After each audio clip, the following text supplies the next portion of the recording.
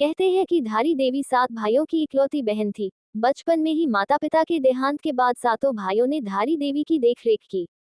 वह भी अपने भाइयों की खूब सेवा करती थी।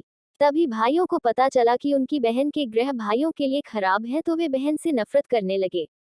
जब वह कन्या 13 साल की थी तो उसके 5 भाइयों की मृत्यु हो गई। बचे हुए 2 भाइयों को लगा कि इसी बहन के ग्रहों के कारण भाइयों की मृत्यु हो गई है। फिर उन्होंने रात्रि के समय में कन्या की हत्या कर दी और उसका सिर धड़ से अलग कर दिया। सिर और धड़ को गंगा में बहा दिया।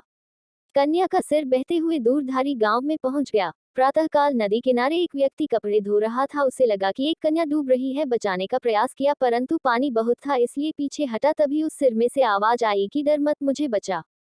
तू जहां जहां पैर रखेगा वहां पर सीढ़ियां बनती जाएंगी। उस व्यक्ति ने ऐसा ही किया और सीढ़ियां बनती गई। जैसे ही उसने कन्या समझकर सिर को उठाया तो कटा सिर देखकर घबरा गया। फिर सिर पर से आवाज आई कि मैं देवी रूप में हूँ, तू मुझे किसी पवित्र स्थान पर पत्थर के ऊपर स्थापित कर दे।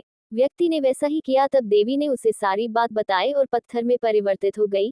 कन्या के शरीर का बाकी हिस्सा काली मठ में है, जहां मैठाना मां के रूप में सुप्रसिद्ध है। धारी देवी मंदिर उत्तराखंड के पौड़ी गढ़वाल में स्थित है। मां धारी को उत्तराखंड की रक्षक भी कहा जाता है। मां की कृपा संपूर्ण जगत पर सदैव बनी रहे।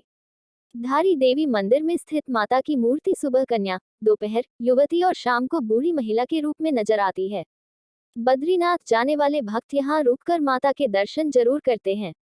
माना जाता है कि धारी देवी उत्तराखंड के 4 धाम की रक्षा करती हैं। मां धारी को पहाड़ों की रक्षक देवी माना जाता है।